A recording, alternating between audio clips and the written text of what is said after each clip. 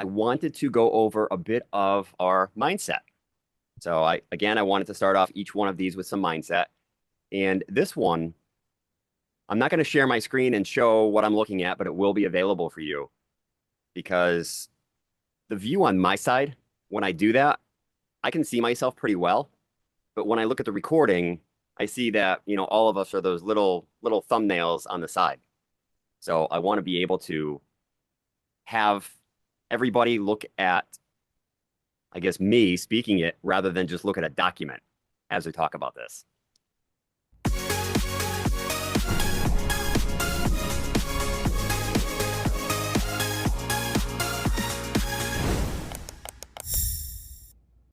Today, I want to talk about rewiring your brain for success. Mhm. Now, I know and for those that don't, those that are either watching the recording or the masterclass or the big show, whatever this may become at one point in one day, I've been working on myself because I've been in this for 3 years. And there were a handful of times that I'm done. I'm cooked. I can't do it anymore. It's too much like work.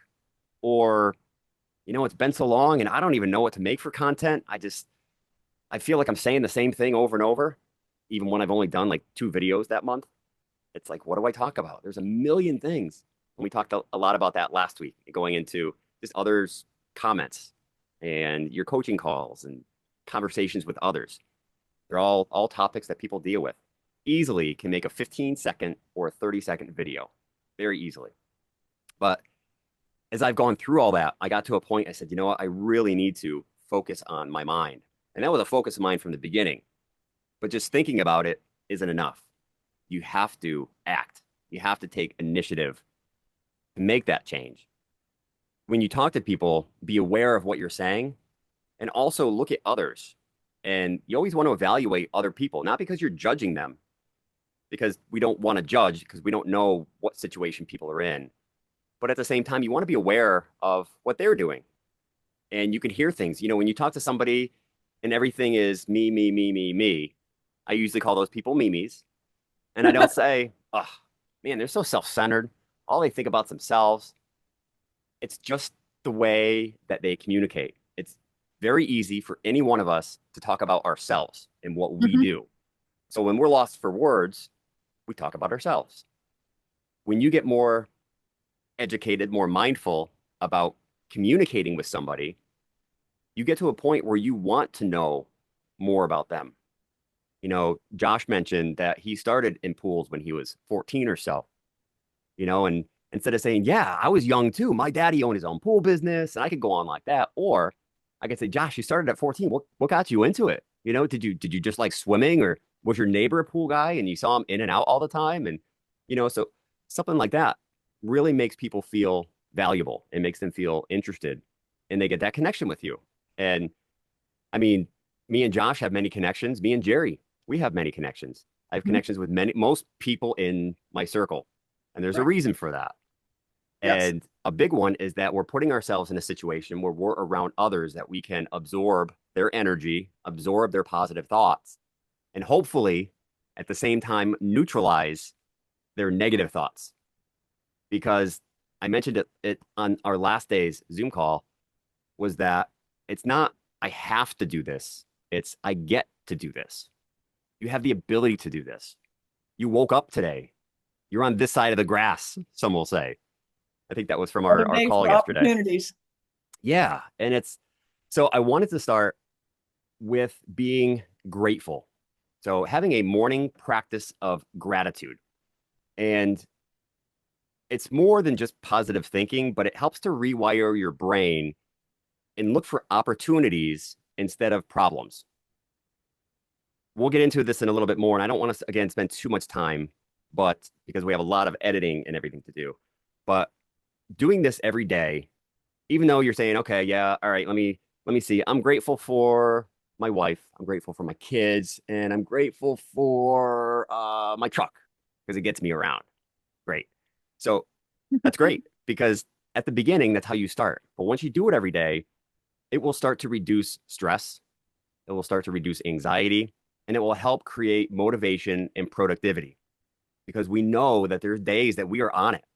There's like 1,000 things on our list, and we are checking them off left and right, and we are moving and grooving. We're in a creative mode, and we just do script after video after written post, and I got them all set for the next week. And then there's the days, I know I got to get stuff done, but I think I'm going to start it a little bit later because this headache is just, hey Jerry, yeah, how you been? I'm doing okay today. I got this headache. It's really holding me back today. And it gets you set up in that you're starting talking down. So starting every morning, the best thing would be to write it down. I know I'm struggling myself with keeping a journal. It's blocked in my calendar. Awesome. And you've got multiple ones, could be for different subjects and all, but they're accessible right in front of them. I have my pieces of paper that I have within reach that I can go for. And my idea when I picture journaling is either if I'm here, say last thing at night, and I'm getting ready to go upstairs, then I open my book and I write down some things. One, I should be planning for the next day. So the next morning, I don't have to think about it. I already know what I'm doing because you're wasting brain power thinking about it. And two, I get to write down those things, get them off my mind. I can have a more peaceful sleep. That's the ideal situation. Usually, I'm 2 hours past when I wanted to go to bed. I didn't finish what I wanted to. I go upstairs and then, oh, I got to get those comments and I got to look at that message that I had to get to, or even I got to try and get this video out there quick and go upstairs and I get in bed and take my glasses off and put my phone up here. And there's that stuff just glaring me in the eyes without my blue light glasses. And, now I wake up in the next morning with my eyes are burning and I got a headache already. So, but thinking about those three things, whether you have a notebook next to your bed or if not, just starting out by being verbal about it. Every morning, I'm going to get up, I'm going to put my feet on the floor, I'm going to make my bed. And as I'm getting ready, I'm going to say what I'm grateful for. It shifts your focus from what's missing to what's already working. What am I not getting in my life versus what do I have in my life to be grateful for? So you can reflect on how these things improve your life and success, whether it's taking this course, Editing Made Easy 3-day intensive, or whether it's just deciding on focusing on yourself, being more mindful of yourself. We want to increase our exercise, our nutrition, our habits, be a better mother, father, brother, sister, daughter. It's something that we all want to do, but we don't. And it has to start somewhere. So recognize that choosing to improve your life is a major step forward. So I would ask that even if you haven't already and you haven't thought about it this morning, jot down right now 3 things that you are grateful for. Can be just one word or a phrase or whatever. And as you do that, I'm just going to move on to the next part. And this next part really stems from a book which is my current read. And for anybody that doesn't know, again, I know I've mentioned that I have narcolepsy and I've never been a reader. Even through high school, I only had to read maybe 3 books. There was the Odyssey. I know there's those other 2 books that we all read that I can't even think of right now. And I might have had to do a book report on them, something like that. But I didn't grow up in a big high school. And my only written essay that I ever really had to do that was 3 pages or more in high school, there's one of them. And I had to do it. We got to pick our topic in economics and social studies. And I picked the economy of Italy. I basically went to the library. I got an encyclopedia and I went to the section on Italy and they have like imports, exports. Remember your encyclopedias, just like we have a Wikipedia, it has all those sections. Yeah. And I went and I basically copied word for word the economy of Italy, their imports, exports, all that. And I got an A plus on it. All Wow. right. Look So at all I have, you. and I copied it. I didn't know copywriting wasn't even a thing. Not that I was aware of, anyways. And if I wasn't aware of, then I guess they weren't doing their job because I didn't know. So, but having narcolepsy, every time I opened a book, my eyes would get heavy. I'd start to fall asleep. I'd get a half page in and I'd say, what did I even just read? I don't even know. So the last few years, I started reading about 5 years ago. It might have even been just whether it was the Bible or it was a an awesome book on negotiation. And I do want to get my reading list out there to everybody too. But it's called Split the Difference. Amazing book on negotiation, and it's by the top FBI, CIA person he's looked up to from professors from Harvard and Yale, knowing that he is the top negotiator in the world right now. And he has a YouTube channel called The Black Swan, and I don't know why his name is escaping me right now, but he What's the is title of the book again? Split the Difference. I heard of that. And it works from parenting to sales to marketing. And it is a great way to speak with people, really. But so, anyways, I found that using an audiobook and a regular book, ideally, as I'm reading, it's talking to me. And if not, then I just have the audiobook. And I constantly listen to something as I'm driving. So, but I say all that to say my current read right now is The Magic of Thinking Big by David J. Schwartz. And I believe it was maybe in the 60s or 70s that he wrote it. Usually when I say that, I'm off by a couple decades. So, but it is a, 6 million, 7 million and up million readers by this time. But it is a book that I would say, I think if you ask any person that's made over $1 million, I would think that every single one of them has read it or heard of this book. It's one of those. It's even a book that this could be that one book that actually makes you move forward. So the first three chapters are amazing. And I'm referencing the first chapter 2 and chapter 3. The first one is curing excusitis, excuses, how to identify them and how to get rid of them, eliminating the mental traps that hold you back. And there are 4 most common excuses about health, intelligence, age, and luck. And there's examples for each one of those. Things such as health. One thing that they say, and we know, but there's times when you are close with somebody and you may share this. Like with my wife, I share that I'm not feeling well so that she's aware. Because sometimes she'll say something and I might be snappy, or I might not answer her in a great way. But if she already knew that I'm starting a migraine, then she would understand why I'm acting that way. So that's usually why I tell her that. And she helps me very much with my diet and everything to help me keep on track with things. But I mentioned earlier, say Jerry says, "Hey, how you doing?" And I got this headache today and I'm just trying to push past it. And I know I got content to do. And you know what I say to that is just stop complaining. Stop complaining. We all do. We do it in our mind. Some will do it passive aggressively, but the more you complain, the more you talk about your health, you are being negative and you're throwing those negative feelings and that negative energy out there. The more negativity you throw out there, the more you're going to attract. Yep. It's just the way the law of physics and the law of energy works. And that's the way that God made it. And it's that way for a reason. Some of us may understand why, some may not. Some of us just go along with it because we're on a journey. So being conscious of what you're thinking about and just being careful to share certain things. Now you can say, instead of saying, "Oh man, I got all this stuff going on and I just had this 2-hour seminar I did and I got, customers bugging me and now I got to get ready for my next meeting." All you need to say is, "I have some challenges that I'm working through right now, but I think I'm going to be looking good by tomorrow afternoon." That's it. I have some challenges, but I'm on top of it. Because in your mind, that's what you want to happen and that's what you need to do. And one of the biggest things, whether it fits in here or not, but it popped in my head is, and I've been really focusing on, it's been my number one thing I've been focusing on lately. And I don't think it's anything like being like egotistical, but when you walk into a place, pretend you own it. I walked into the casino and I was like, what? I own this place. And my chest puffed up. I stood up tall.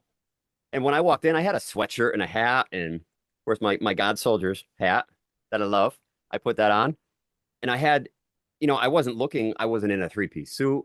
I didn't have my sports coat on. That was another night. But when I walked in, I was somebody important. And then when I walked into dinner the next night, you walk in like, this is my steakhouse. I know it says Michael Jordan Steakhouse on the outside here, but this is my steakhouse. When you do that, you're not being egotistical, like, oh, all of you are lesser than me. You're all below me. It's not about that. It's about that feeling of just of power, of authority. And it's not over people, it's just yourself because we have to take care of ourselves first. So that's an Yeah. example with anyways, going back with health, intelligence. I can't do that. I'm not smart enough. I can't understand that. Break it up into chunks. If you really want to learn it, and we know when we hear people say, and the beginners will say that, yeah, I was posting videos for like a week. It's just so much to do. It takes so much time. And I can't do what the other ones do.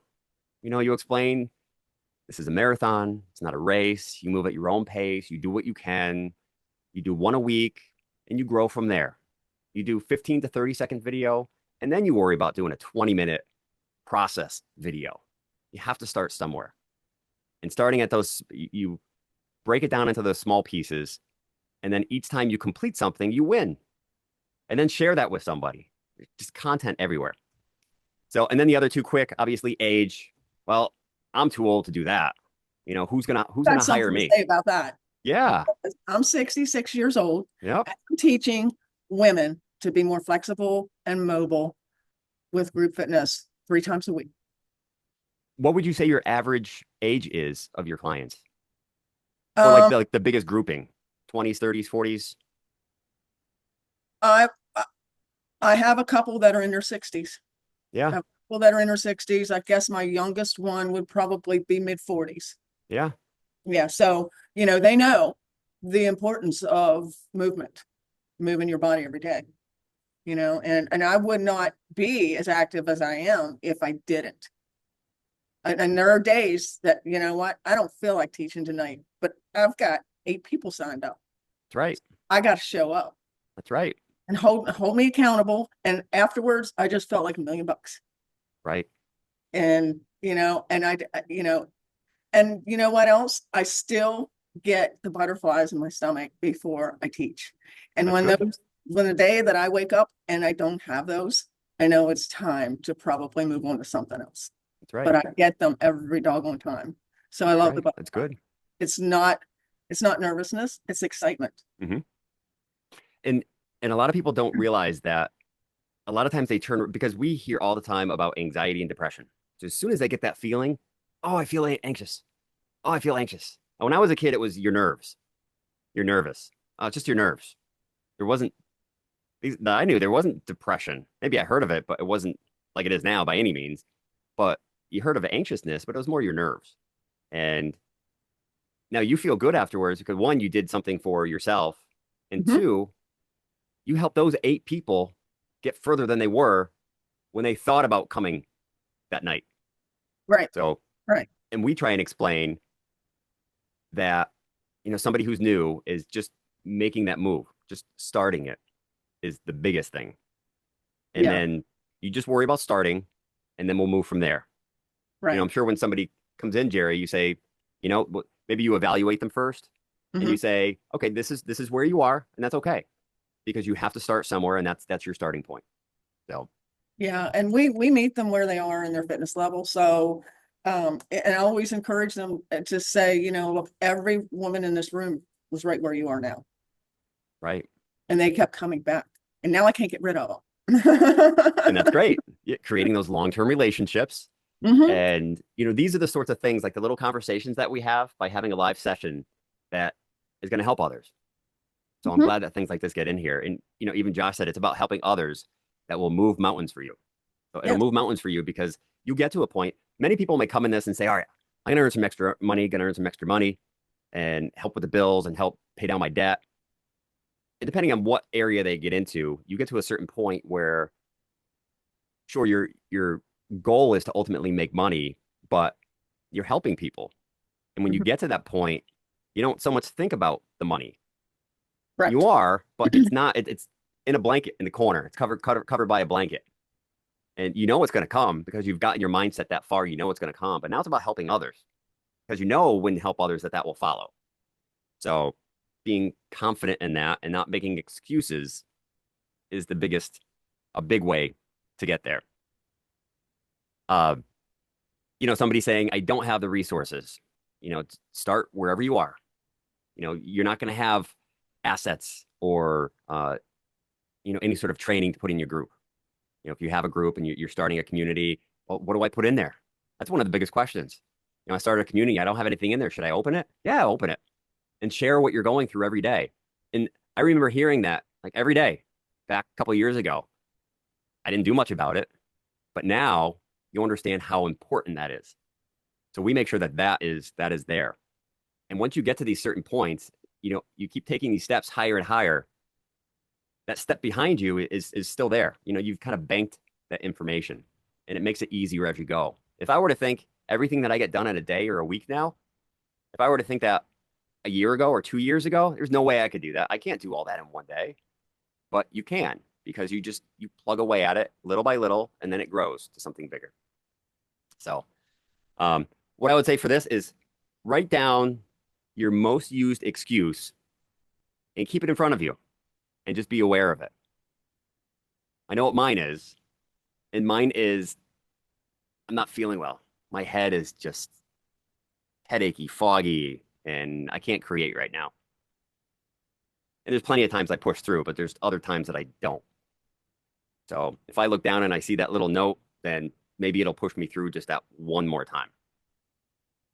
So, and my last point in all this is building confidence and destroying fear. Fear is what stops most people from taking action, not by lack of skill, not of lack of opportunity, but fear of failure, judgment, or not being good enough. Because a lot of people online in our space and what we do in online business, they look at others. And I know when I first started my whole video journey, I saw the more you get into a certain space, when you start getting into supplements, your whole audience around you all of a sudden is now all about supplements or fitness. Or you get into weekend warrior, home improvements. Next thing you know, you have contractors and builders all around you in your community. Mine is video editors. So you look at them and you look at their program and it's so well put together. And you're like, that's what I want. I want how can I? And then you start thinking, how can I compete against that? Why would they choose me instead of them? One, because they would have found them already if that's where they are in their journey. And two, it's what says they're better. They may have gotten to a point where they have a team and the person that's talking that you think you're going to work with, you're not even going to see.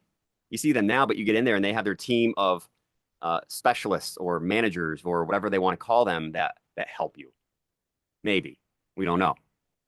So, kind of knowing that you're good enough is a big thing. The truth is, confidence is not something you're born with; it's something that you build. And throughout life, you're going to go up and down. And if you're aware of where you are and you're just focused on self betterment and your mental well being, and you start doing things once a week, every day, just kind of getting better, you're going to cut those bad habits and start creating new ones. You're going to start creating new electrical impulses and electrical connections in your brain by doing that. And that's actually what it does. It's how we create those habits. You change something, you make it a certain way, you start connecting those neurons in your head and those brain connections. And that's how you actually physically start to change. And patterns will help to do that. Surrounding yourself with others, having conversations where they give their input helps. So that's why we want our kids to be around good people. Don't hang around. He's a delinquent. He's always getting in trouble. I don't want you to go over there anymore. But he's my best friend. Someday they will understand. Maybe that person will change. We don't want to exclude them for life, but at this moment, it's not the time because you're my kid and I'm doing what's best for you. I'm not your best friend.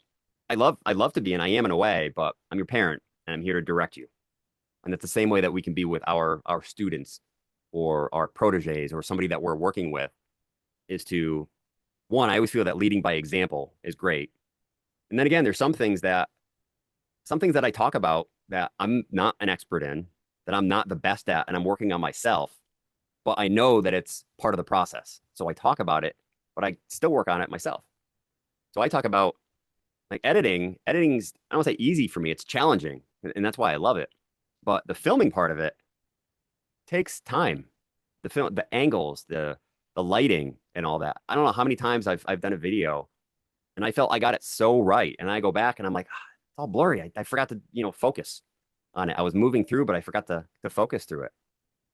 And we're all at different levels on different areas in different categories. So we have to focus on what's moving us ahead and kind of go with that. But so shifting from fear to action, instead of thinking, you know, okay, I'm thinking about launching this product, but what if I fail? Well, how about we think, what if I succeed instead? Why think fail? Think succeed. I'm not ready. Remind yourself no one ever feels fully ready, but action creates readiness. I'm sure every one of us has been promoted at some point in a job. And I'm sure that you did not feel ready for it. Now, if you did, that's great because you were at a point in that journey where you've been striving for that position and you wanted it. But I know when I first became a store manager at 20 years old, knowing that I'm running $1 million business, I'm not ready. No way I'm ready. But all those around me were saying it's okay because that's what helps you get through. You have a lot of questions and you're building. So it's just part of the process. You'll say, I'm not as good as others. You want to change that to everyone starts somewhere. The only way to get better is by doing, even if it's messy or ugly. Most people that do videos will say, look at my first videos. Look at my first year of videos. They suck. I'm stuttering and I'm pausing and I can't get my thoughts out. And even the thoughts I'm trying to get out don't make sense or my camera's shaky, whatever it is. But you want to, there's 5 things. I'm gonna do these last 5 things and then move on to some camera junk and some editing. But again, you'll have access to this too. But in the book by David J. Schwartz, The Magic of Thinking Big, I did on this document, I have my affiliate link. We're all on Amazon or strive to be. I have my link down there for the book. But as long as you get an Audible, go on YouTube. You can find pieces of it and listen to it that way, however you can get it. But 5 things Question in for building you. confidence. What was that? Which one is it? Is it the blue cover or the white with the black and It's a red? white with a black and red, Okay, I gotcha. believe. Yes. I've got tons of credits. Yep. Me too. That's exactly how I got mine. Yeah. I had 3 credits a couple days ago and I just ended up with 3 new books. And I went through my list of the books that I want to read and I got my next 3. And just to point out too, you don't only have to read one book at a time. You can read different books. Hmm. I mean, we don't watch one TV show at a time. No. We don't say, I can't watch anything else because I have to wait till next week to get that next episode or watch part 2. Read different books because you're going to get something out of every book. And by opening that one book could be that one piece that you're missing. So read as many books as you want and audios. I love audios, podcasts, all the good stuff. So, anyways, the 5 confidence building steps. 1, be a front seater. So how many of us have walked into a room and there's some front row seats, and maybe your boss has told you make sure you sit up front, but a lot of the people are sitting in back and there's a whole row empty in the back. I'm going to go sit in back. You know what? Get up front.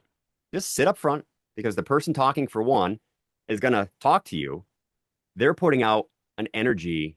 When you're close, you're going to be collecting that energy. You're going to get more out of it by being a front seater. Yeah. Don't hide.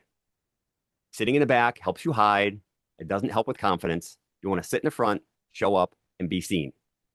When you leave a room, you want to make sure that somebody's going to remember who you are. You don't want to be the ghost. You want to put yourself out there, and that will help so much in the long run. Number 2 is to make eye contact. When you are talking to anybody, even on a Zoom call, I mean, we might be looking into a lens or the screen or whatever, but when you're talking intently, and even now I'm looking right into the lens of my camera, and when you look, and even when you're doing a video, when you look right into the camera, there's a difference. There's a difference than just looking off to the side or looking at the screen. If you have the screen in front of you, so you can see, make sure that you're in center. and using that front facing camera and you're looking at yourself to make sure, oh, maybe a beard hair doesn't go out of place or something, or when you're not looking 3 inches higher at that lens, it makes a difference. So, and I'm also going to go over today a couple different ways of delivering your script or whatever's on your mind. So, talk more about that. But confidence is carried in how you look at people and hold your head up. Talk to somebody, hold your head up, and look in their eyes. Other times you're like, okay, I'm like really kind of being creepy, staring at this guy's eyes, So yeah, look around the room and make some gestures or something, but return right back into the eyes because people notice when you're looking in their eyes and they're speaking, in their mind they're thinking this person's really listening to me. They're really listening to what I have to say. That makes a huge difference. Number three, walk 25% faster. People that walk with an urgency, when you see somebody at a store and they're like almost like fast walking, you're like, they're on a mission. They're headed somewhere. They got something important going on. That's the image that you portray. Now, I know people that have walked fast just because they look busy to their bosses, but that works. Walking faster will give you a sense of urgency and also show those others around you that you are on a mission and that you mean business and that you have a purpose to get something done, to accomplish something. So the way you physically move affects how you feel. So move with purpose. And yeah, okay, this is the last. I almost revealed my last step here, but I'm gonna save it. So next thing is to speak up. Sometimes we're on a meeting or physically in a meeting or somebody's saying something and you're not really sure, and they even ask if you have questions and you don't ask. You're like, I'll figure it out later, or I'll ask them after. But one, if you ask them that question, it could help others in the room or on that call, for one. But it's also going to help share an idea that maybe somebody else didn't think about. And you're engaging. It's going to, again, make you memorable for being where you were. So speaking up will make you a part of everything. I know in the past 3 months, I've been on coaching calls that I've had, like, I'm one of the students, but I've had other students say, I wanted to ask Alan, how do you XYZ? And I'm like, oh, they asked me. They see me as an authority. And there's times when you speak that it gives you that authority as well. So take any opportunity. I try and go on every Zoom call, every meeting, because it's putting my face out there. I mean, our group juice community is huge. And they're refining right now. They're getting rid of people that are the lookers, but yet not ignoring them. But when I am active on their school group, others see it. Others may learn from it. Others see what I'm doing, and they look at me as being successful. And then I talk about video editing, and they think, I'm kind of struggling with that. I don't really know how to do it, but I'm going to go to that guy because he knows what he's doing. So when you start voicing yourself, you get noticed. So the more you contribute, the more confident you'll feel as well. You begin feeling like I'm a leader and I own this place. So, Brandy, you just got in. I talk about when you walk into a room, they pretend you own the place. I went to a trade show. I went to Mohegan Sun Casino and Resort, huge place. And I walked in a sweatshirt and some jeans and my hat. But when I walked in, because that's what I've been practicing lately, I walk in and I'm like, I own it. It's not being arrogant. It's just this pride that you feel, this confidence. And all of a sudden, you almost get the chills. And you're like, what if I did own this place? And then you start to think when people look at you, because they sense that feeling that you get. And when they sense that, they're like, wow, look at that guy. He must be in like disguise. He's just wearing a sweatshirt. And they start to feel like that. They start to feel like you have money. I mean, one, anybody there has money or they wouldn't be there. So, I mean, I've been to some casinos in Atlantic City, New Jersey, or in Las Vegas, where there's unfortunately some homeless people, and they hang out in the lobby or that back room, and which is great. But it's on the most part, you're walking in, you're walking around, and you're there for a reason. You're there to have fun. Maybe you only have $20, and you're gonna play the penny slots, which sounds like you'd be there forever. But when it's only like an 80-cent minimum bid, that could be going pretty quick. I know because I played just recently and I won $140. So that was pretty cool. It was fun. It was engaging. And so that is speaking up. The last of the 5 steps of confidence building is to smile big. I have always been a smiler. I've been called smiley. I've been asked, do you never not smile? Or I've been in a situation where I should have been super stressed out, and I was inside, but I've been asked, how can you still be smiling? You look like it's not even bothering you. And because I've been like that my whole life, I've always smiled.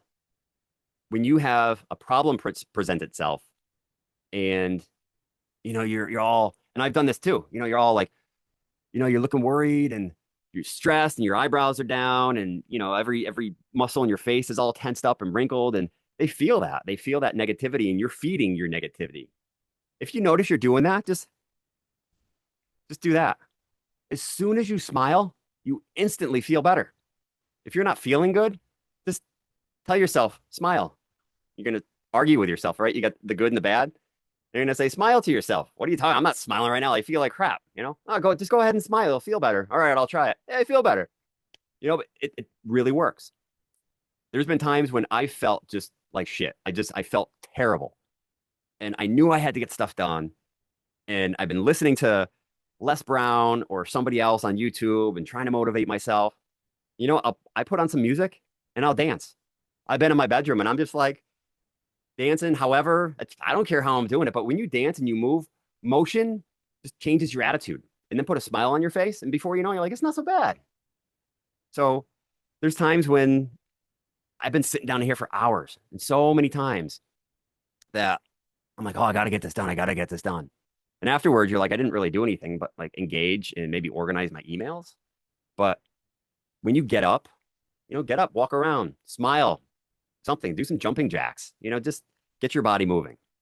So, but out of those 5 things, even just pick one of them, just one of them, and make sure that you're doing it. Smile big. Start your day. You talk about gratitude and smile as you're doing it. I come from a retail background, and they always say that before you answer the phone, before you pick up that phone and say hello, put a smile on your face and get that inside smile because they can tell on the other side. And we've all called places and they said, thank you for calling McDonald's. Can I help you? That guy's buried. He's stressed. He needs a break, something. He's understaffed. Something's going on there.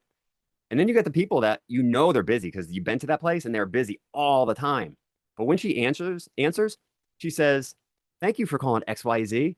Thank you so much for calling. How can I help you today? How can I be of assistance? And then they say, my pleasure. And you're like, whoa, crazy. You get off the phone and you feel better just because of their energy that they gave you. So keep those in mind. Think about gratitude, write 3 things down, talk about 3 things, even just to start with in the morning. We want to cure our excusitis. And for those that either came in or, watching the replay, whatever this is, whatever session we're in, the document will be down below. Open it up, walk through it. I recommend the book, The Magic of Thinking Big.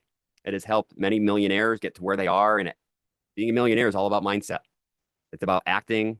And I think one of the biggest things of being a leader, whether it's a leader in family, life, or business, is initiative. You can think about it all day long. You can study it until you are an expert on it. But if you don't do anything with it, it goes to waste.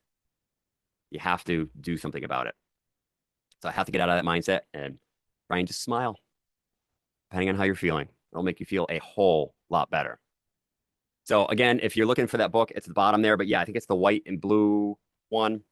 But that will be there. So I'm also going to share again the link for the curriculum in here just for anybody coming in. And that will be tied to the replays and everything else. So that is our mindset session. Hopefully some things were enlightened. Even if you've heard of it all before, it's always a good refresher. I know how many times that if you have a good book, you should be reading it multiple times. People that are successful don't just read a book once if it was good and put it on the shelf. They'll come back to it because they know they're going to get something else out of it every time. So the reason why it's a good book keeps you coming back to it. So, past our mindset, I wanted to talk about, I really slimmed this down quite a bit because I wanted to talk about. So, last time we talked about our foundation and building and how we get our content and what we do with it. Now it's putting it into action. So, how we can film a little bit differently. And I'm not going to go into all the different scenes and everything and how you do it. I'm going to show some different examples. And I think in our next coaching call, going through this, which actually be our next in our first coaching call, I want to go through this and maybe hear what people's struggles are with. Well, I have one camera and I put it in front of me. I don't know how to get a different view or get a close up and then a mid and then a side view or perspective shot. And I don't know how to do that. It's so much work. I can't do it. So we'll get through part of that. And you'll see with what I'm going to be talking about here and talking about being cinematic. Now, some of us may want to make movies. Maybe it's a dream of one of ours, but just adding a cinematic, um, just kind of part to your video can help. And as you progress, you start with a 15, 30-second video of just you, and then maybe you throw a little bit of a zoom in there. And then you show maybe a side shot or a close up or a wide angle. But as you go, they get longer. You get a little bit more in depth. So don't think you need to jump in and start doing pan shots and doing all these elaborate things just to make your videos successful, because you have to be successful at that 15 to 30 seconds first and then take on a little bit more and grow that way. Because if you jump ahead, it's going to feel uncomfortable. It's going to look uncomfortable. It's not going to flow.